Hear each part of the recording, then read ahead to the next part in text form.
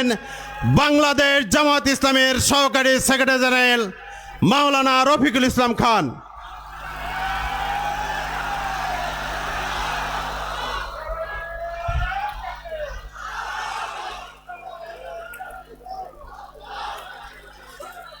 আলহামদুলিল্লাহ রব্বিল আলামিন, আসসালাতু ওয়াসসালামু আলা রাসূলিহিল কারীম ওয়া আলা আলিহি ওয়া সাহবিহি আজমাইন।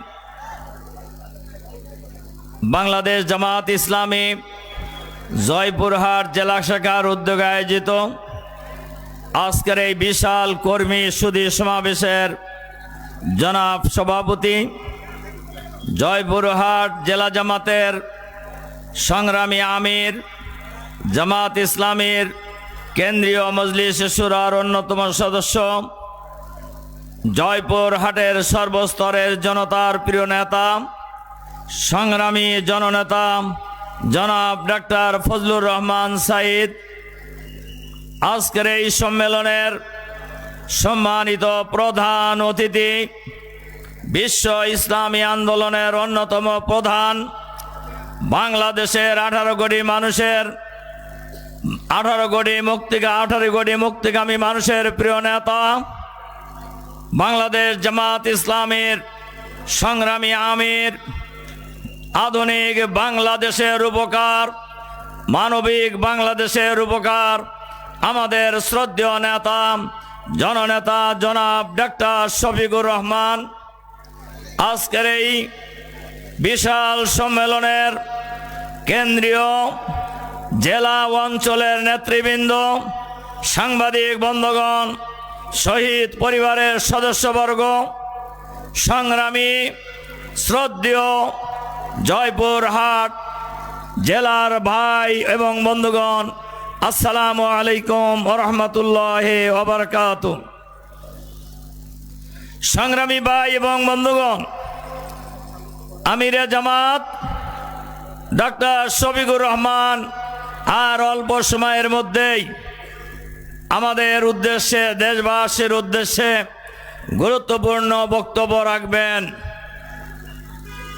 রাসূল সাল্লাল্লাহু আলাইহি সাল্লামের একটি হাদিস, ইত্তাকুজ যুলমা ফাইন্নাজ যুলমাতা ইয়াউমাল কিয়ামা, তোমরা জুলুম থেকে বিরত থাকো, কেননা জুলুম কিয়ামতের দিন জালেমের জন্য অন্ধকার হয়ে আসবে। রাসূল সাল্লাল্লাহু আলাইহি সাল্লাম বলছেন, জালিমের জন্য অন্ধকার হবে কিয়ামতের দিন। আর বাংলাদেশে এই 15.5 বছরে যারা বাংলাদেশের 18 কোটি মানুষের উপর জুলুম নির্যাতনের স্টিম রোলার পরিচালনা করেছে, হাজার হাজার মানুষকে হত্যা করেছে, এই গণহত্যাকারীদের জন্য দুনিয়ায় অন্ধকার হয়ে গিয়েছে। আমি অনেক জায়গায় এই কথাটা বলছি। একজন অ্যাপিলেট ডিভিশনের বিচারপতিকে পাওয়া গেছে সিলেটের জঙ্গলে। কি বলেন, পাওয়া যায় নাই? আমরা বলি যে ভাই, আপনি একজন বিচারপতি, আপনি সিলেটে গেলেন কেন? আবার গেলেন বর্ডারে কেন? আবার জঙ্গলে কেন? আবার কলার পাতা গায়ে দিয়ে শুয়ে আছেন কেন? কি জন্য গেছিলেন? দেশ থেকে পালানোর জন্য।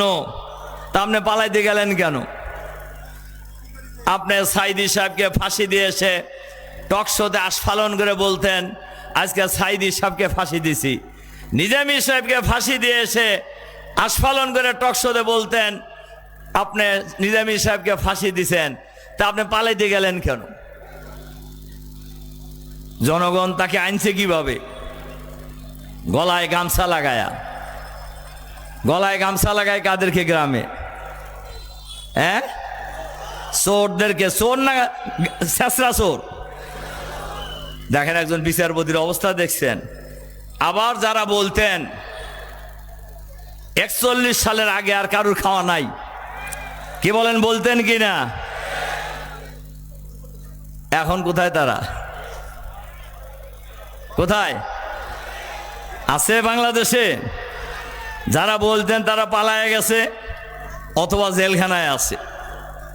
দাম্ভিকতা ভালো নয়, অহংকার ভালো নয়।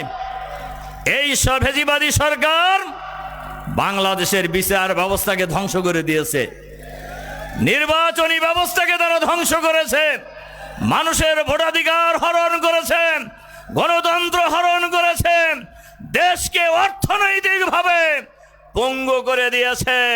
হাজার হাজার লক্ষ লক্ষ কোটি টাকা বিদেশে তারা পাচার করেছে। সংগ্রামী ভাই এবং বন্ধুগণ, বাংলাদেশের এই ফ্যাসিবাদের পতনের পর বাংলাদেশের 18 কোটি মানুষের দাবি, 1 নম্বর দাবি গণহত্যার বিচার করতে হবে। যে ট্রাইব্যুনালে আমাদের নেতাদেরকে অন্যায়ভাবে মিথ্যা মামলা সাজিয়ে নাটক মঞ্চস্থ করে ফাঁসি দেওয়া হয়েছে, ওই ট্রাইব্যুনালে ইতিমধ্যেই শেখ হাসিনা সহ তার দোষরদের বিচার শুরু হয়েছে। আমরা সরকারের কাছে আহ্বান জানাবো, যাদের বিরুদ্ধে পরোয়ানা জারি হয়েছে, গ্রেপ্তারি পরোয়ানা জারি হয়েছে, তারা দেশের ভিতরে থাকুক অথবা বাইরে থাকুক, তাদেরকে গ্রেপ্তার করে ট্রাইব্যুনালে হাজির করতে হবে। তাদের বিচার করে ফাঁসিতে ঝুলিয়ে হত্যা করতে হবে। আমরা আইন হাতে তুলে নিতে চাই না। আমরা সরকারকে বলবো, আপনি বিচারের মাধ্যমেই গণহত্যার বিচার সম্পন্ন করুন।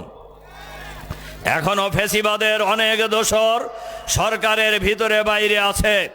আমরা অন্তর্বর্তীকালীন সরকারের কাছে আহ্বান জানাবো, অবিলম্বে ফ্যাসিবাদের দোষরদের চিহ্নিত করে গ্রেপ্তার করে বিচারের মুখোমুখি করুন। যারা এই গণহত্যার সাথে জড়িত, যারা ফ্যাসিবাদী শাসনের সকল অপকর্মের সাথে জড়িত, তিনি যেই হন না কেন তার কোনো ক্ষমা না। আপনারা জানেন, আমরা সরকারের কাছে আহ্বান জানাবো, 2 কোটি ভুয়া ভোটার করা হয়েছে আওয়ামী লীগের আমলে। এই ভোটারদেরকে কেমনে আপনারা বাদ দিবেন? নির্বাচন কমিশনকে এ ব্যাপারে সিদ্ধান্ত গ্রহণ করতে হবে, নইলে বাংলাদেশের মানুষ কোন ধরনের গোজামিলের ভোটার তালিকা মানবে না। গোজামিলের ভোটার দিয়ে ভোট করার জন্য বাংলাদেশের মানুষ রক্ত দেয় নাই, বাংলাদেশের মানুষ জীবন দেয় নাই। সুতরাং বাংলাদেশের 2008 সালের আগে, জানুয়ারির আগে যারা বাংলাদেশে জন্মগ্রহণ করেছেন, এরা সবাই এখন বাংলাদেশের ভোটার। সুতরাং এই 17-18 বছরে যারা ভোটার হয়েছেন, তাদের সকলের ভোটার হওয়াটা নিশ্চিত করতে হবে। আর যদি 2 কোটি ভুয়া ভোটার বাদ দিতে হয়, নতুন ভোটারদের ভোটার করা নিশ্চিত করতে হয়, তাহলে নতুন ফ্রেশ ভোটার তালিকা করা ছাড়া, সঠিক ভোটার তালিকা বানানো সম্ভব হবে না। আজকের এই বিশাল জনসমুদ্রে আমরা অন্তর্বর্তীকালীন সরকারের কাছে এই আহ্বান জানাবো, অবিলম্বে নতুন ভোটার তালিকা করার প্রস্তুতি নিন। সংগ্রামী ভাই এবং বন্ধুগণ, বাংলাদেশ জামাত ইসলামীর আমির ডাক্তার শফিকুর রহমানের নেতৃত্বে বাংলাদেশের সর্বত্রই এক আহ্বান জানানো হচ্ছে। আমরা সকল দল দেখেছি, শুধু আমরা আহ্বান জানাচ্ছি তাই নয়, বাংলাদেশের চাষস্থল থেকে বাংলাদেশের গ্রামে গঞ্জে শহরে নগরে বন্দরে বাংলাদেশের প্রতিটি প্রান্তরে সচিবালয় পর্যন্ত আওয়াজ উঠেছে, সব দল দেখা শেষ, এবার দেখবো আমরা জামাত ইসলামী বাংলাদেশ। সুতরাং ডাক্তার শফিকুর রহমানের নেতৃত্বে আজকে গোটা জাতি ঐক্যবদ্ধ হচ্ছে, ওলামায়ে কেরাম ঐক্যবদ্ধ হচ্ছে। আগামী দিনের বাংলাদেশ হবে চাঁদাবাজ মুক্ত বাংলাদেশ, সন্ত্রাস মুক্ত বাংলাদেশ, নৈরাজ্য মুক্ত বাংলাদেশ, দুর্নীতি মুক্ত বাংলাদেশ, আধুনিক বাংলাদেশ, মানবিক বাংলাদেশ, ইসলামের বাংলাদেশ ইনশাআল্লাহ। আর সেক্ষেত্রে জয়পুরহাট জেলা আগামী দিনে ঐতিহাসিক ভূমিকা পালন করবে ইনশাআল্লাহ। এজন্য আপনারা রাজি আছেন না? আগামী দিনের বাংলাদেশ হবে ইসলামের বাংলাদেশ ইনশাআল্লাহ। আগামী দিনের বাংলাদেশ হবে বেকারত্ব মুক্ত বাংলাদেশ ইনশাআল্লাহ। আগামী দিনের বাংলাদেশ হবে সুখী সমৃদ্ধশালী স্বাধীন বাংলাদেশ, যে বাংলাদেশ বিদেশি কোন শক্তির চক্ষু রাঙ্গানির কাছে মাথা নত করবে না ইনশাআল্লাহ। বাংলাদেশের মানুষ জানে কিভাবে ফ্যাসিবাদকে বিদায় করতে হয়। বাংলাদেশের মানুষ জানে কিভাবে সীমান্ত রক্ষা করতে হয়। বাংলাদেশের মানুষ জানে কিভাবে মাথা উঁচু করে দাঁড়াইতে হয়। সুতরাং এই বাংলাদেশের মানুষকে আর দমায়া রাখা যাবে না ইনশাআল্লাহ। ইনশাআল্লাহ এই জন্য আজকে আমরা এই বিশাল জনসমুদ্রে আমরা সরকারের কাছে আহ্বান জানাতে চাই, প্রয়োজনীয় সংস্কার করে একটি ফ্রি ফেয়ার ক্রেডিবল একটি গ্রহণযোগ্য নির্বাচন করে নির্বাচিত সরকারের হাতে ক্ষমতা হস্তান্তর করতে হবে। আর এজন্য প্রয়োজনীয় সময় যেটা লাগে আমরা দিতে প্রস্তুত আছি। তবে যেন তেন প্রকারের নির্বাচন বাংলাদেশের মানুষ মেনে নেবে না, এজন্য মানুষ জীবনও দেয় নাই। কাজী আসুন আমরা জামাত ইসলামীর আমির ডাক্তার শফিকুর রহমানের নেতৃত্বে আগামী দিনে আমাদের এই প্রিয় জন্মভূমিকে একটি সুখী সমৃদ্ধশালী আধুনিক মানবিক ইসলামী কল্যাণ রাষ্ট্র গড়ে তোলার যে আন্দোলন চলছে, এই আন্দোলন বিজয়ী না হওয়া পর্যন্ত আমরা ঘরে ফিরে যাব না ইনশাআল্লাহ। এই প্রত্যয় ব্যক্ত করে আপনাদের প্রতি আবারও আন্তরিক সালাম এবং মোবারকবাদ জানিয়ে আমার বক্তব্য এখানে শেষ করছি। আল্লাহ হাফেজ। বাংলাদেশ জিন্দাবাদ, বাংলাদেশ জামাত ইসলামী জিন্দাবাদ। আসসালামু আলাইকুম ওয়া রাহমাতুল্লাহি ওয়া বারাকাতুহু। আলহামদুলিল্লাহ, আজকের এই কর্মী সম্মেলনে বিশেষ অতিথি হিসাবে অনেক কষ্ট করে ঢাকা থেকে এসে আজকের এই সম্মেলনে বক্তব্য প্রদান করায় জয়পুরহাটবাসীকে পুনর্জীবিত করেছেন। আমরা ওনার সুস্বাস্থ্য দীর্ঘায়ু কামনা করি। আজকের এই সম্মেলনে এ পর্যায়ে সভাপতির বক্তব্য রাখবেন বাংলাদেশ জামাত ইসলামী কেন্দ্রীয় মজলিসের শুরার অন্যতম সদস্য, জয়পুরহাট জেলা শাখার সংগ্রামী আমির, মজলুম ও জননেতা, আগামী জাতীয় সংসদ নির্বাচন জয়পুরহাট 1 আসনের জামাত মনোনীত প্রার্থী ডাক্তার ফজলুর রহমান সাইদ। ডাক্তার ফজলুর রহমান সাইদ।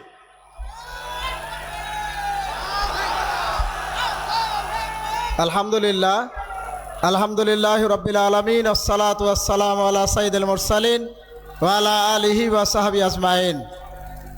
আজকের এই ঐতিহাসিক কর্মী সম্মেলনের আমাদের কাঙ্ক্ষিত প্রধান অতিথি বাংলাদেশ জামাত ইসলামীর আমিরে জামাত ডাক্তার শফিকুর রহমান, বিশেষ অতিথি আমাদের বাংলাদেশ জামাত ইসলামীর অ্যাসিস্ট্যান্ট সেক্রেটারি জেনারেল বগুড়া অঞ্চলের অঞ্চল পরিচালক রফিকুল ইসলাম খান ভাই, আমরা প্রিয় অন্যান্য নেতৃবৃন্দ, প্রিয় জয়পুরহাটবাসী, আসসালামু আলাইকুম ওয়া রাহমাতুল্লাহ। শুকরিয়া আদায় করছি আল্লাহ রাব্বুল আলামিনের দরবারে, যিনি আমাদেরকে আজকের এই সম্মেলনে আসার তৌফিক দান করেছেন। আলহামদুলিল্লাহ। দরুদ এবং সালাম পেশ করছি বিশ্বনবী মহানবী মুহাম্মদুর রাসূলুল্লাহ সাল্লাল্লাহু আলাইহি সাল্লামের প্রতি। সম্মানিত ভাইয়েরা, মহান আল্লাহ রাব্বুল আলামিন তার রসুলকে পৃথিবীতে পাঠিয়েছিলেন মানবতার কল্যাণের জন্য। তিনি তাকে যে উদ্দেশ্যে পাঠিয়েছিলেন আমার বিশ্বাস কারো অজানা নয়। আল্লাহ রাব্বুল আলামিন বলছেন, আমি শুধু বাংলায় বলছি, সময় কম। আল্লাহ রাব্বুল আলামিন বলছেন তিনি তার রসুলকে পৃথিবীতে পাঠিয়েছেন এই জন্য গোটা দুনিয়ার সমস্ত মানব রচিত মতবাদের উপরে আল্লাহর দেওয়া জীবন ব্যবস্থাকে বিজয়ী করার জন্য। এই পৃথিবীতে আল্লাহ রসুল তার জীবনের সমস্ত শক্তি দিয়ে, অসংখ্য সাহাবী তার জীবন দিয়ে দুনিয়ার সমস্ত জীবন ব্যবস্থার উপরে আল্লাহর দেওয়া জীবন ব্যবস্থাকে বিজয়ী করেছিলেন, কিন্তু আজকে সেই জীবন ব্যবস্থা বিজয়ী নাই। আজকে আর পৃথিবীতে নবী আসবেন না। সুতরাং কিয়ামত পর্যন্ত এই জিহাদ ফিসাবিলিল্লাহর কাজ জারি থাকবে। এই কাজ তারাই করবে যারা শেষ নবীর উম্মত হবে। সুতরাং আমাদের প্রত্যেকের দায়িত্ব হলো এই বাংলাদেশের জমিনে যতদিন পর্যন্ত দুনিয়ার সমস্ত জীবন ব্যবস্থার উপরে আল্লাহর দেওয়া জীবন ব্যবস্থা বিজয়ী না হবে, ততদিন পর্যন্ত আল্লাহর দেওয়া জীবন ব্যবস্থাকে বাংলাদেশের জমিনে বিজয়ী করার জন্য কোন রাজনীতি নয়, এইটা একটা ফরজ ইবাদত। পারবো ইনশাআল্লাহ। শোনো ভাইয়েরা, আমি আর কথা বলবো না। আমরা আসলে কষ্ট করে এসেছেন প্রধান অতিথির বক্তব্য শোনার জন্য। এই জন্য প্রধান অতিথি সহ যারা আমাদের এই আহ্বানে সাড়া দিয়ে যারা আমাদের এই মঞ্চে এসে আপনাদের উদ্দেশ্যে মূল্যবান কথা বলেছেন, প্রত্যেককে মোবারকবাদ দিয়ে আমি আমার সংক্ষিপ্ত কথা শেষ করছি। সুবহানাকা আল্লাহুম্মা বিহামদিকা আশহাদু আল্লা ইলাহা ইল্লা আনতা আস্তাগফিরুকা ওয়া আতুবু ইলাইক। আসসালামু আলাইকুম ওয়া রাহমাতুল্লাহ।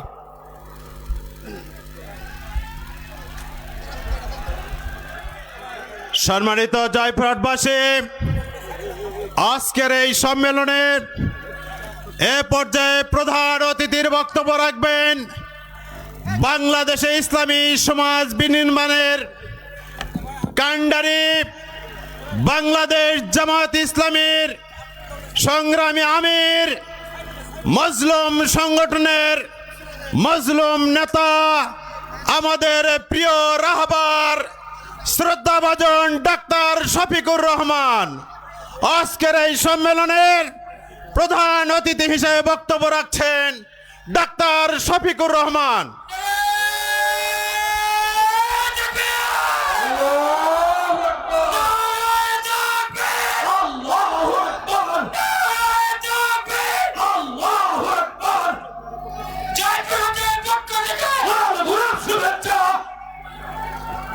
আসসালামু আলাইকুম রহমতুল্লাহ। সালাম আর স্লোগান দুইটাই হারায় গেছে, আবার সালাম দিচ্ছে, স্লোগান বন্ধ করুন। আসসালামু আলাইকুম রহমতুল্লাহ। কেমন আছেন আপনারা? আলহামদুলিল্লাহ। আমাদের অতি শ্রদ্ধার পাত্র, জয়পুরহাটবাসীর প্রিয় নেতা, বাংলাদেশ জামাতে ইসলামের সাবেক ভারপ্রাপ্ত আমির জনাব আব্বাস আলী খান সাহেবের এলাকার মানুষ, আমাদের বড় প্রিয় মানুষ, শ্রদ্ধার মানুষ, ভালো মানুষ। আপনাদের কাছে দুটো অনুরোধ। একটি হচ্ছে, সাংবাদিক বন্ধুরা এখানে দাঁড়িয়েছেন, পেশাগত দায়িত্ব পালন করবেন। এতে পিছনে যারা আছেন তাদের একটু কষ্ট হবে, আপনারা একটু ধৈর্য ধরবেন, তাদেরকে দায়িত্ব পালন করতে দিবেন। দ্বিতীয় অনুরোধ, আমরা লম্বা বক্তব্য রাখব না, আমাদের বক্তব্যের অংশটুকু আপনারা হৃদয়ে ধারণ করে জয়পুরহাটের ঘরে ঘরে ইনশাল্লাহ আপনারা ছড়িয়ে পড়বেন। সেই পর্যন্ত আপনারা সকলে ধৈর্য ধরে আমাদের সাথে থাকবেন ইনশাআল্লাহ। আলহামদুলিল্লাহ রাব্বিল আলামিন, আসসালাতু ওয়াসসালামু আলা রাসূলিহিল কারীম ওয়া আলা আলিহি ওয়া সাহবিহি ওয়া আহলি বাইতি আজমাইন। বাংলাদেশ জামাত ইসলামী ঐতিহ্যবাহী জয়পুরহাট জেলা শাখা কর্তৃক আয়োজিত আজকের এই বিশাল কর্মী সম্মেলনের সম্মানিত সভাপতি, জয়পুরহাটবাসীর প্রিয় নেতা, মাটি এবং মানুষের নেতা, জেলা আমির জনাব ডাক্তার ফজলুর রহমান সাইদ, কেন্দ্র থেকে আসা বিশেষ অতিথি, বাংলাদেশ জামাত ইসলামীর কেন্দ্রীয় নির্বাহী পরিষদের অন্যতম সদস্য, সহকারী সেক্রেটারি জেনারেল, উত্তরবঙ্গের গর্বিত সন্তান, আপনাদের প্রিয় মানুষ জনাব মৌলানা রফিকুল ইসলাম খান, মঞ্চে বসা অতিথিবৃন্দ, নেতৃবৃন্দ, শহীদ পরিবারের গর্বিত সদস্যবৃন্দ, সম্প্রতি আন্দোলনে, জুলাই আন্দোলনে আহত ভাইয়েরা আমার এবং প্রিয় সহকর্মীবৃন্দ, সাংবাদিক বন্ধুগণ, আল্লাহ তাবারক ওয়া তাআলার শুকরিয়া লাখো লাখো শুক্রিয়া, অসংখ্য শুক্রিয়া। 15.5 বৎসরের বন্দি দশা থেকে এই জাতিকে আল্লাহ তাআলা মুক্ত করেছেন, আলহামদুলিল্লাহ। সেই মুক্ত পরিবেশ আজকে আপনাদের সামনে দুটি কথা বলার জন্য আল্লাহ তাআলা আমাদেরকে হাজির হওয়ার তৌফিক দিয়েছেন, আরেকবার আলহামদুলিল্লাহ। প্রিয় জয়পুরবাসী, বাংলাদেশ আমাদের প্রিয় দেশ। আমরা আমাদের প্রিয় দেশকে ভালোবাসি, প্রতিটি ধুলাকোনাকে ভালোবাসি। এদেশের দল মত জাতি ধর্ম নির্বিশেষে সমস্ত মানুষকে ভালোবাসি। আল্লাহ তাআলার মেহেরবানি, আল্লাহ তার অসংখ্য সৃষ্টির মধ্য থেকে আমাদেরকে করেছেন সৃষ্টির সেরা আশরাফুল মখলুকাত। যুগ যুগ ধরে দল ধর্ম নির্বিশেষে আমরা প্রিয় দেশে বসবাস করে আসছি। পাশাপাশি শান্তিপূর্ণভাবে বসবাস করা আমাদের সকলের আকাঙ্ক্ষা। সেই আকাঙ্ক্ষা পূরণে কখনো কখনো কিছু ব্যতিক্রম ঘটেছে। যা ঘটেছে এটি অমানবিক, অসুন্দর, অনাকাঙ্ক্ষিত। স্বাধীনতা পেলাম 54 বৎসর। এই দীর্ঘ পথ পরিক্রমায় একটা জাতি বিশ্বের দরবারে মর্যাদাবান জাতি হিসেবে দাঁড়ানোর জন্য যথেষ্ট সময় ছিল। কেউ যদি বলে বাংলাদেশের স্বাধীনতার পরে জাতির জন্য ভালো কিছুই হয়নি, আমি একমত হব না। হ্যাঁ, অনেক কিছুই ভালো হয়েছে, কিন্তু যদি দুর্নীতি এবং দুঃশাসন না থাকতো তাহলে অকল্পনীয়ভাবে বাংলাদেশ মাথা উঁচু করে দাঁড়াতে পারত। দুর্নীতি এবং দুঃশাসনের কারণে আমরা স্বাধীনতার সেই ফসলটুকু ভোগ করতে পারলাম না। সম্প্রতি দুঃশাসন আমরা প্রত্যক্ষ করেছি। গোটা জাতি মজলুম ছিল। বিশেষভাবে আমাদের দলটির কথা আপনারা জানেন। আমাদের সম্মানিত সহকর্মী সিনিয়র নেতৃবৃন্দের সিরিয়াল ধরে 1 থেকে 11 জনকে আমাদের বুক থেকে ছিনিয়ে নেওয়া হয়েছে। অধ্যাপক গোলাম আজম রাহিমাহুল্লাহ, শহীদ মৌলানা মতিউর রহমান নিজামী রাহিমাহুল্লাহ থেকে শুরু করে কোরআনের পাকে আল্লামা দিলাওয়ার হোসেন সাঈদী রাহিমাহুল্লাহ, সবাইকেই আমাদের বুক থেকে তুলে নেওয়া হয়েছে। মহান রবের দরবারে দোয়া করি, আল্লাহ তোমার এই গোলামদেরকে বিশেষ ভালোবাসার গোলাম হিসাবে কবুল করো, তাদেরকে শহীদ হিসাবে কবুল করো, শহীদি দরজা দান করো, জান্নাতের আলার দরজা তাদের জন্য তুমি নির্ধারিত করে দাও। সম্মানিত ভাইরা, তাদের উপর যখন জুলুম হয়, মিথ্যা অভিযোগে যখন বিচারের নামে অবিচার করা হয়, তখন এদেশের লক্ষ লক্ষ মুসলমান, কোটি মুসলমান এই অন্যায়ের প্রতিবাদ করেছিল। এই জয়পুরবাসীও আপনারা প্রতিবাদ করেছিলেন। এক এক করে আপনাদের অনেককেও জালিমদের হাতে দুনিয়া থেকে বিদায় নিতে হয়েছে। অনেকে পঙ্গুত্ব বরণ করেছেন, অনেকে জেলে গিয়েছেন, অনেকে দেশ ছাড়া হয়েছে, অনেকে দেশের ভিতরেই মুহাজির হয়েছে। সারা বাংলাদেশের চিত্র এক এবং অভিন্ন। আমাদের শত শত ভাই বোনকে খুন করা হয়েছে। বোনদের মাঝে এই জয়পুর হাটেরও একজন বোন ছিলেন, যাকে খুন করা হয়েছে।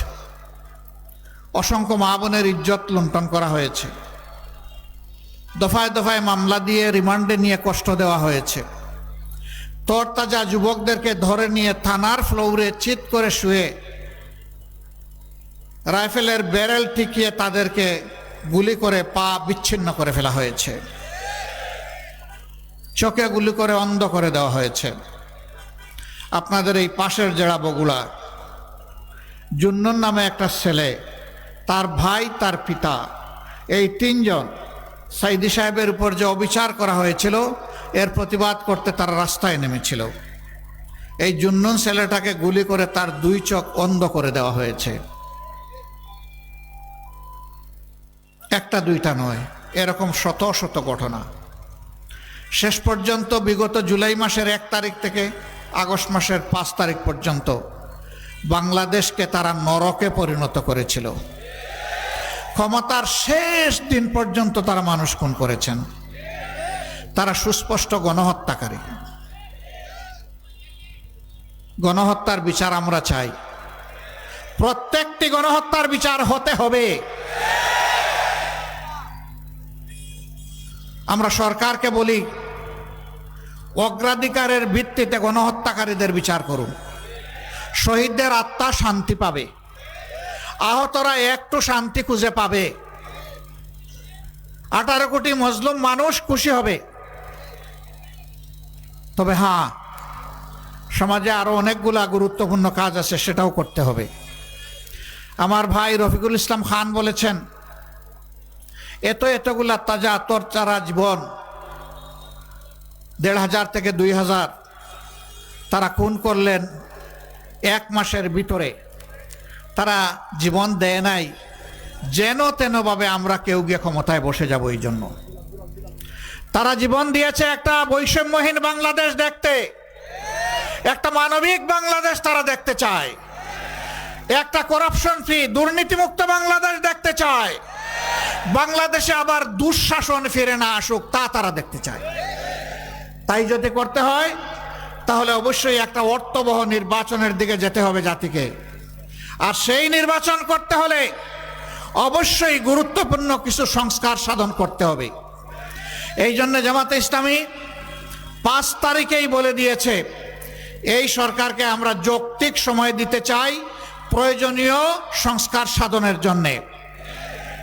তাড়াহুড়া করে আমরা নিজেরাও ক্ষমতায় যেতে চাই না, কেউ তাড়াহুড়া করে ক্ষমতায় যাক সেটাও আমরা চাই না। আমরা চাই একটা সুষ্ঠু নির্বাচনের মধ্য দিয়ে আল্লাহ তাআলা যাদেরকে সুযোগ দেবেন, জনগণ যাদেরকে ভালোবাসবে এবং সমর্থন দিবে, তারা যেন বাংলাদেশের পরিচালনার দায়িত্ব পায়। তবে অতীতে আমরা যা দেখেছি, হ্যাঁ মাইক 2-1টা বন্ধ হয়ে যেতে পারে, ওরিড হবেন না, বাকি দিয়ে শুনে ইনশাল্লাহ কভার করে ফেলবেন। তো বলছিলাম আর কোনো ইশারা দিবেন না, ধৈর্য ধরে বসে থাকেন, যা শুনেন অতটুকুই আলহামদুলিল্লাহ চলবে, আলহামদুলিল্লাহ চলবে। সম্মানিত ভাইয়েরা, বলছিলাম যে প্রয়োজনীয় সংস্কার আমাদেরকে সাধন করেই তবে একটা গ্রহণযোগ্য নির্বাচন আমরা দেখতে চাই। কিন্তু অতীতের দুঃখজনক ঘটনা, যারা নির্বাচনের আগে জাতিকে অনেক ভালো ভালো কথা বলেছেন, ওয়াদা করেছেন, ইশতেহার দিয়েছেন, নির্বাচনের পরে গিয়ে সব তারা ভুলে গেছে। 5 বছর জাতিকে দেওয়া ওয়াদা বাস্তবায়নে তারা আগ্রহী ছিলেন না, বরঞ্চ অনেকেই প্রতিপক্ষ দমনে ব্যস্ত হয়ে পড়েছিলেন। আপনি তো দেশ গঠন করবেন, আপনি দমনে ব্যস্ত হলেন কেন? দেশ গঠন করলে তো এমনি যার যেটা পাওনা বিচারের মাধ্যমে সেটা পাবে এবং নির্বিশেষে সমস্ত মানুষ উপকৃত হবে।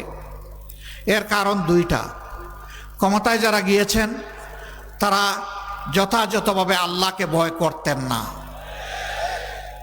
আদালতে আখিরাতে আল্লাহ তাআলার দরবারে তাদের দায়িত্বের জন্য, কর্তব্যের জন্য তাদেরকে জবাব দিতে হবে, এই বিশ্বাস তাদের ছিল না। যদি থাকতো তাহলে আল্লাহকে ভয় করে তারা চলতেন, তাদের হাতে জনগণের জীবন, সম্পদ, ইজ্জত সম্পূর্ণ নিরাপদ থাকত। দ্বিতীয় কারণ হচ্ছে তারা জনগণকে বোকা মনে করে রাজনীতিকে ব্যবসা হিসাবে কবুল করেছে। ক্ষুধার্ত হয়ে বসে থাকেন, কখন ক্ষমতায় যাব, আর পেট ভরে খাইতে খাইতে বদহজমি পর্যন্ত বুঝবে। বদহজমি বুঝেন? ক্ষমতা যখন চলে যায় তখন পেটে কুসা দিলে সব মুখ দিয়ে বের হয়ে যায়। হচ্ছে না? অতীতে হয়নি? হয়েছে, হচ্ছে, হবে। এই পথে যারাই হাঁটবেন বেইজ্জতি তাদের কপালে অনিবার্য, অসম্মান অপদস্থতা তাদের থাকবেই। মানুষ কেন টাকার গোলাম হবে, সম্পদের গোলাম হবে? মানুষ তো আল্লাহর গোলাম হবে। মানুষ যখন আল্লাহর গোলাম হবে, প্রত্যেকটা মানুষ প্রত্যেকটা মানুষকে সম্মান করবে, ভালোবাসবে। সে যে ধর্মের হোক, ধর্ম দেখবে না, দেখবে তিনিও আমার মতো একজন মানুষ, আমার উচিত তাকে সম্মান করা, আমার উচিত তাকে ভালোবাসা। অনেকে বলে নির্বাচিত হওয়ার আগে, নির্বাচনের সময় ছেলেকেও বাবা ডাকে, বাবাকেও বাবা ডাকে। ওই যে আপনাকে তো আমার বাবার মতো লাগে, এখন যে বাবা ডাকছেন নির্বাচনের পরে মনে থাকবে তো? কই বলেন কি? নির্বাচিত হওয়ার 1.5 বছর পরে এই ভদ্রলোক ওনার সাথে একটু মোলাকাত করতে গেছে, তো বলে যে আপনাকে জানি কোথায় দেখেছি মনে হয়। কয় হ্যাঁ, মানুষ তার বাবাকে ভুলে যায়, এখন দেখতে পারলাম। এগুলা বেলকিবাজি, ধোঁকা। 5 বছর আর স্মরণ থাকে না। স্মরণ থাকে একটা জিনিস, আবার কিভাবে ক্ষমতায় আসতে পারবো। এই জন্যে নির্বাচন হয় 14 সালে, সেখানে মানুষ যায় না। নির্বাচন হয় 18 সালে, সেখানে নিশিরাতের নির্বাচন। নির্বাচন হয় 24 সালে, সেখানে হয় আমি আর মামু, আমি আর ডামের নির্বাচন। একই দলের মধ্যে প্রতিদ্বন্দ্বিতা। মানুষকে নিয়ে তামসা করা হয়েছে। মানুষের ভোটের অধিকার, ন্যায় বিচার পাওয়ার অধিকার, খাওয়ার অধিকার, বাঁচার অধিকার, সমস্ত অধিকার, শিক্ষার অধিকার, স্বাস্থ্যসেবার অধিকার সব তছনছ করে ফেলা হয়েছে। আমরা সেই অধিকারগুলো দেখতে চাই যে আবার মানুষের অধিকার মানুষের কাছে ফিরে এসেছে। কিভাবে আসবে? অতীতে যারা মানুষের অধিকার লুণ্ঠন করেছে, তাহলে ভবিষ্যতে আবার তাদেরকে ক্ষমতায় আনতে হবে, তাই না? লুণ্ঠনকারীদেরকে আর ক্ষমতায় আনা যাবে না। বর্তমানেও যদি কেউ লুণ্ঠনকারী হয়ে থাকে, তাহলে তাকে কি আরেকবার পরীক্ষা করার দরকার আছে? দরকার নাই। এত কষ্ট, এত দুর্বিষহ যন্ত্রণা দেওয়া হয়েছে বাংলাদেশ জামাত ইসলামীকে, কিন্তু আল্লাহর অশেষ মেহেরবানি, আমরা আমাদের সহকর্মীদেরকে, আপনাদেরকে অনুরোধ জানিয়েছিলাম, শান্ত থাকুন, ধৈর্য ধরুন এবং দেশ গঠনে অংশগ্রহণ করুন। আমরা বলেছিলাম সাবধান, আমাদের একজন সমর্থক কিংবা শুভাকাঙ্ক্ষীর হাতও যেন কারো সম্পদের দিকে অন্যায়ভাবে না যায়। কেউ চাঁদা নেবেন না, কেউ ফুটপাত দখল করবেন না, কেউ কোনো স্ট্যান্ডে গিয়ে দখলদারি দাবি করবেন না। ধন্যবাদ, শুকরিয়া, কৃতজ্ঞতা বাংলাদেশ জামাতে ইসলামীর সাথে সরাসরি সম্পৃক্ত 2,60,00,000 বনি আদমকে, যে তারা আমাদের কথা, আমাদের অনুরোধ তারা রক্ষা করেছেন। সম্মানিত ভাইয়েরা, আমরা একটা মানবিক বাংলাদেশ চাই। আমরা একটা শোষণহীন, বৈষম্যমুক্ত বাংলাদেশ চাই। আমরা এর জন্যই দেশে সৎলোকের শাসন চাই। অবশ্যই মানুষ আপনাদেরকে জিজ্ঞেস করবে, আপনারা যদি নির্বাচিত হন তাহলে সৎলোক থাকবেন, তার প্রমাণ কি? 2টা প্রমাণ। একটা 2001 সাল থেকে 6 সাল আমাদের তৎকালীন আমিরে জামাত এবং সেক্রেটারি জেনারেল মন্ত্রী ছিলেন। আজ পর্যন্ত কেউ প্রমাণ করতে পারেনি যে তাদের হাতে 20টা আঙ্গুলে দুর্নীতির কোনো গন্ধ লেগেছে, কেউ বলতে পারেনি। আমাদের 63 জন এমপি ছিলেন বিভিন্ন টার্মে, একই কথা তাদের ব্যাপারে। 2024 সালের 5 আগস্ট আমরা প্রমাণ দিয়েছি যে আমরা আল্লাহকে ভয় করি। আমাদের হাতে কারো সম্পদ ক্ষতিগ্রস্ত হয়নি, লুণ্ঠিত হয়নি, চাঁদা চাইনি, চাঁদা চাইব না। যদি আল্লাহ তাআলার ইচ্ছা হয়, জনগণের ভালোবাসায় জামাতে ইসলামী নির্বাচিত হয়, ইনশাআল্লাহ আমরা দেশের মালিক হব না, আপনাদের সম্পদের মালিক হব না, আমরা হব আপনাদের এবং আপনাদের সম্পদের ইজ্জতের চৌকিদার, পাহারাদার।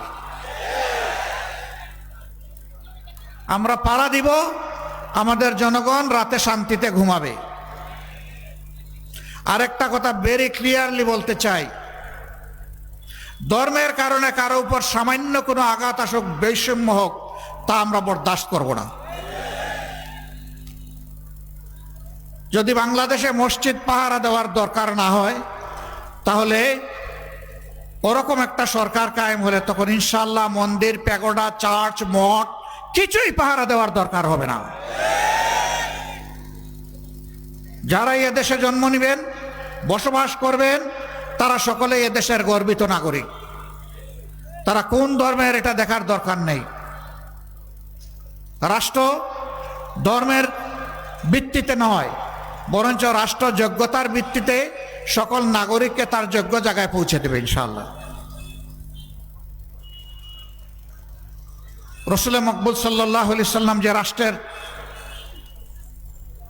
দায়িত্বশীল ছিলেন, শাসক ছিলেন, সেবক ছিলেন, যাই বলেন, সেই রাষ্ট্রে এইভাবেই সকল ধর্মের মানুষেরা তাদের অধিকার পেয়েছিল। তবে হ্যাঁ, যদি রাষ্ট্রের সাথে কেউ বিশ্বাসঘাতকতা করে, সে মুসলমান না হিন্দু, বৌদ্ধ না খ্রিস্টান, এটা দেখার বিষয় নয়। বিশ্বাসঘাতকতার জন্য তাকে শাস্তি পেতেই হবে, এটা অবধারিত। কিন্তু রাষ্ট্রের একজন সুশীল সভ্য নাগরিক হিসাবে যেই ভূমিকা রাখবে, রাষ্ট্র তাকে ইজ্জতের সাথে বুকে ধারণ করবে ইনশাআল্লাহ। আজকে দেশে লক্ষ যুবক বেকার। বেকারত্বের হার আমাদের 34%। আমরা এটা দেখতে চাই না। কেন? কারণ একটাই। কেন দুর্নীতি? কারণ একটাই। কেন দুঃশাসন? কারণ একটাই, যে দেশে সুশিক্ষার কোনো বন্দোবস্ত নাই। আজকে সমাজের বিভিন্ন জায়গায় যারা যাচ্ছেন, সাধারণ শিক্ষায় শিক্ষিত হয়ে তাদেরকে শেখানো হয়নি, হে আদম সন্তান, তুমি মাস্টার্স করেছো, তুমি গ্রাজুয়েশন নিয়েছো, তুমি চিকিৎসক হয়েছো, তুমি প্রকৌশলী হয়েছো, তুমি কৃষিবিদ হয়েছো, তুমি একজন ডিপ্লোমেট হয়েছো। তুমি মনে করবে না আল্লাহর দেওয়া মেধার তোমার বাপের টাকায় তুমি হয়ে গিয়েছো, বরঞ্চ এদেশের 18 কোটি মানুষের তোমার ব্যাপারে বিনিয়োগ আছে, তোমার পিছনে বিনিয়োগ আছে। একজন ভিক্ষুক ভাই কিংবা বোন, একজন শ্রমিক আমার ভাই কিংবা বোন, মাঠে কাজ করা আমার একজন মজুর ভাই কিংবা বোন, কৃষক, শ্রমিক, মেহনতি জনতা, সাধারণ মানুষ, সকলেই এই দেশে ট্যাক্স দেয়। আপনি যখনই যাবেন ঔষধ কিনতে, খাদ্য কিনতে, বস্ত্র কিনতে, তখন অবশ্যই আপনার দ্রব্যের মূল্যের সাথে সরকারের ট্যাক্স, ব্যাট আপনাকে দিতে হবে। এখানে সবাই দেয়, কারো ট্যাক্স আলাদা করে রাখা হয় না। সেই ট্যাক্সের টাকায় আর বিদেশ থেকে জাতির জন্য ঋণ করে আনা টাকায়, এই দুইটাই মিলে দেশের উন্নয়ন হয়। এই ঋণের ভাগ সকলের গাড়ে পড়ে, 18 কোটি মানুষের গাড়ে পড়ে। অতএব আপনি যে প্রাইমারি স্কুলে লেখাপড়া করেছেন, হাই স্কুল, কলেজ, ইউনিভার্সিটি, যেখানেই আপনি লেখাপড়া করেছেন, তার প্রত্যেকটা ইট, বালু, পাথর, নুড়ি, রড, সিমেন্ট, পানি, মিস্ত্রির হাত, সব কিছুতে ওই আমার ভিক্ষুক ভাই বোন সহ সবার টাকা এখানে আছে। সুতরাং আপনি যেখানেই থাকবেন, আপনাকে মনে রাখতে হবে 18 কোটি মানুষের কাছে আপনি দায়বদ্ধ। যদি আপনি কৃতজ্ঞ মানুষ হন, যদি আপনি সত্যিকারের মানুষের মতো মানুষ হন। কিন্তু বর্তমান শিক্ষায় এই অনুভূতি জাগিয়ে তোলার কোনো ব্যবস্থা নেই। এই জন্যে আমরা এমন একটা শিক্ষা ইনশাআল্লাহ দেশবাসীকে উপহার দিতে চাই, যে শিক্ষায় শিক্ষিতরা আল্লাহকেও ভয় করবে, আবার দুনিয়ার সমস্ত যোগ্যতার দিক থেকে একেবারে উঁচু আসনে থাকবে। ওদের শিক্ষার পাঠ চুকানোর পরে 1 টুকরা, 2 টুকরা, 5 টুকরা সার্টিফিকেট নামক কাগজ দিয়ে আজকে ওখানে, কালকে ওখানে দৌড়াদৌড়ি করে শেষ পর্যন্ত কেউ আত্মহত্যাও করে। এটা আমরা চাই না। আমরা চাই শিক্ষার পাঠ শেষ, কাগজের টুকরার সাথে সাথে তার কাজও তাকে ধরিয়ে দেওয়া হবে। প্রত্যেকটা যুবক যুবতীর হাতকে দেশ গড়ার কারিগরের হাতে পরিণত করা হবে। এই শিক্ষা যদি আমরা সমাজে কায়েম করতে পারি, সমাজ থেকে দুর্নীতি এবং দুঃশাসন বিদায় নেবে। আর এই শিক্ষা যদি সমাজে কায়েম না হয়, তাহলে সমাজ থেকে দুর্নীতি এবং দুঃশাসন বিদায় করা সম্ভব হবে না। প্রিয় দেশবাসী, এদেশের অর্ধেক মানুষ পুরুষ, অর্ধেক মানুষ নারী। জীবনের তাগিদে, প্রয়োজনের খাতিরে নারীদেরকেও বিভিন্ন পেশায় নিয়োজিত হতে হয়।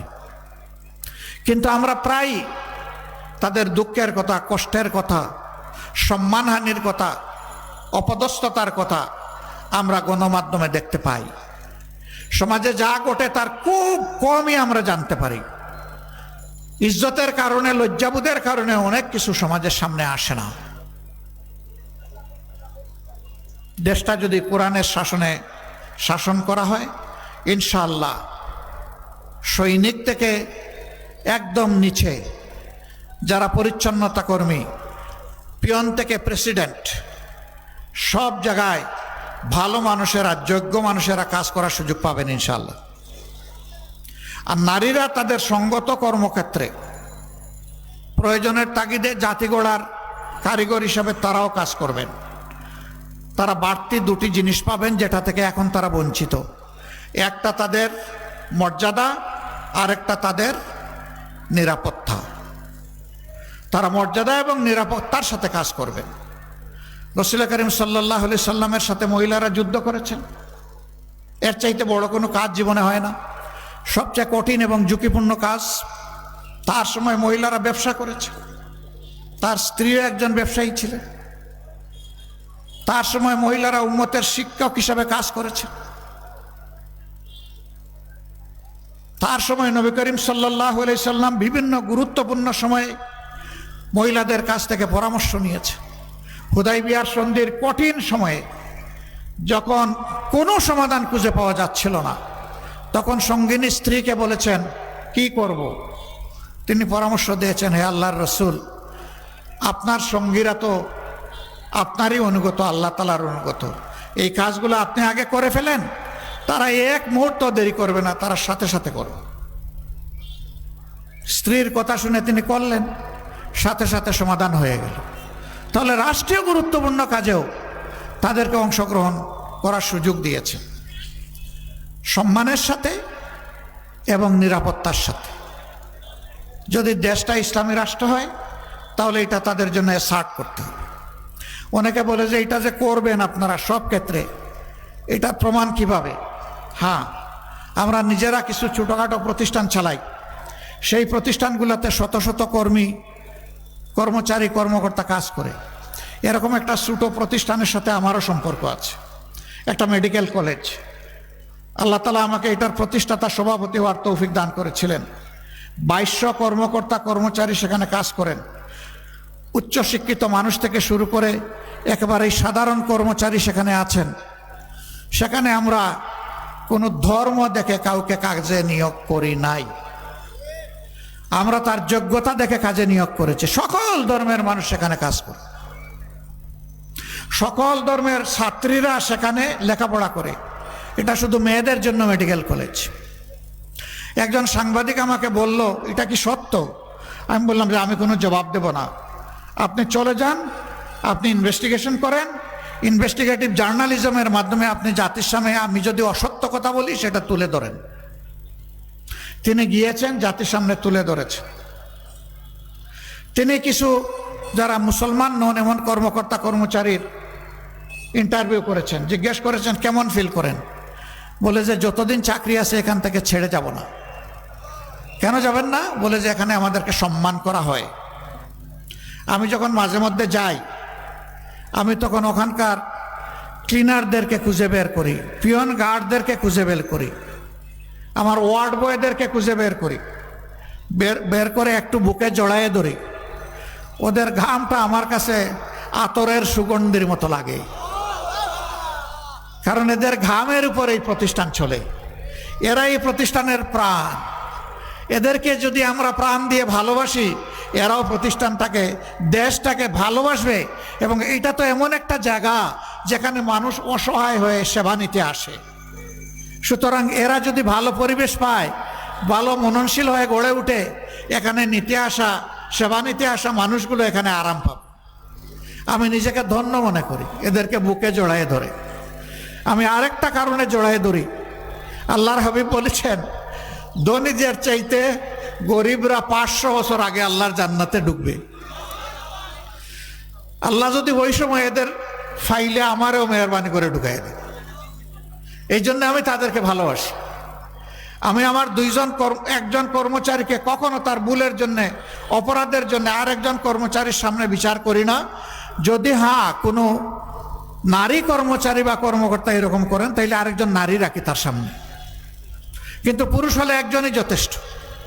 গালি দিয়ে চাবক মেরে শাসন করি না, মাথায় হাত দিয়ে বলি বাবা তোমার কাছে এটা আশা করিনি।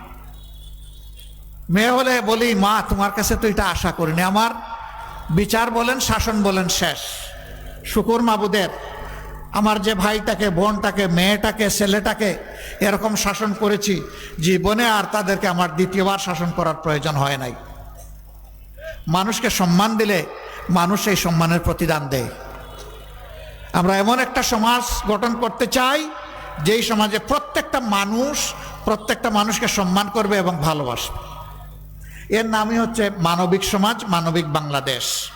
এই বাংলাদেশটা আমার সহকর্মীরা আপনারা গড়ে দিতে পারবেন তো ইনশাল্লাহ? দেখি একটু হাত তুলেন তো মজবুত করে। আলহামদুলিল্লাহ, আপনারা হাত নামান। অনেক শুক্রিয়া।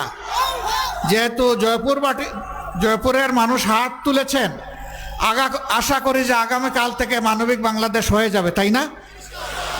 হবে না, আরো অনেক লড়াই করতে হবে আমাদেরকে। আমাদের সন্তানেরা কি স্লোগান দেয়?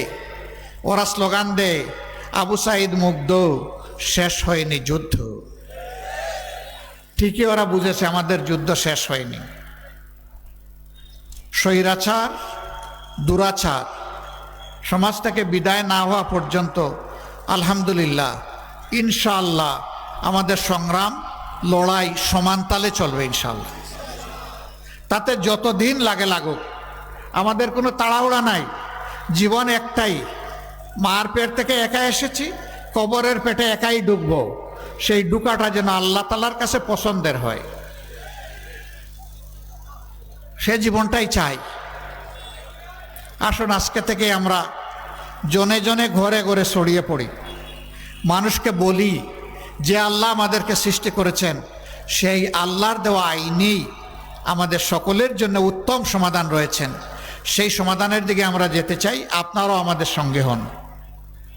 যারা রাজি হবেন তাদেরকে বলবেন আপনাদের একটুখানি ভালোবাসা চাই, একটু সমর্থন চাই, একটু সহযোগিতা চাই, আপনাদেরকে পাশে চাই, আপনাদের বুকের বিছানায় আমাদের জন্য একটু জায়গা চাই। আপনারা পারবেন তো এই দাওয়াত নিয়ে পৌঁছতে? কোরআনের এই দাওয়াত নিয়ে পৌঁছতে পারবেন? আল্লাহ রাব্বুল আলামিন আপনাদের সকলকে উত্তম হায়াত দান করুন, সুস্বাস্থ্য দান করুন। এই জেলার উপর আল্লাহ তাআলা রহমত নাজিল করুন। আল্লাহ তাআলা শান্তির ফয়সালা দেশবাসীর উপর দান করুন। আগামীতে একটা মানবিক বাংলাদেশ মিলেমিশে, হাতে হাত মিলিয়ে, কাঁধে কাঁধ মিলিয়ে গঠন করার তৌফিক আল্লাহ তাআলা আমাদের দান করুন। আসসালামু আলাইকুম ওয়া রাহমাতুল্লাহি ওয়া বারাকাতুহু। বাংলাদেশ জিন্দাবাদ, বাংলাদেশ জামাতে ইসলামী জিন্দাবাদ।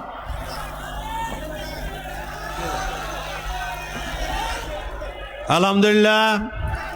সম্মানিত জয়পুরহাট জেলাবাসী, বাংলাদেশ জামায়াতে ইসলামী জয়পুরহাট জেলা শাখার উদ্যোগে আজকের এই কর্মী সম্মেলনে প্রধান অতিথি হিসাবে বক্তব্য দিয়েছেন বাংলাদেশ জামায়াত ইসলামীর সম্মানিত আমির ডাক্তার শফিকুর রহমান। উনি অনেক কষ্ট করে, পরিশ্রম করে জয়পুরহাটবাসীকে দিক নির্দেশনামূলক বক্তব্য দিয়েছেন। জয়পুরহাট জেলা জামাতের পক্ষ থেকে আমরা কৃতজ্ঞতা প্রকাশ করে ওনাকে অভিনন্দন, মোবারকবাদ জানাই। আল্লাহ তাআলা বাংলাদেশে ইসলামী আন্দোলনকে বিপ্লবের দ্বার প্রান্তে নিয়ে যাওয়ার ভূমিকা পালন করার তৌফিক দান করুক। সম্মানিত ভাইরা, জেলার বিভিন্ন প্রান্ত থেকে যে ভাইরা যেভাবে এসেছেন, সুশৃঙ্খলভাবে নিজ নিজ পরিবহনে চড়ে আমরা ধৈর্যের সাথে যাতে যেতে পারি, আল্লাহ তাআলা আমাদেরকে নিরবিচ্ছিন্নভাবে আমাদের নিজ গন্তব্যস্থল বাড়িতে পৌঁছার তৌফিক দান করুক। একটু